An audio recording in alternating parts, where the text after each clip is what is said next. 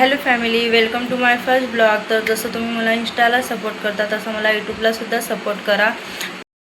तर आता आम्ही झालेलो आहे रेडी. तर जसं तुम्हा सर्वांना तर माहितीच आहे, आपला सण आलेला आहे.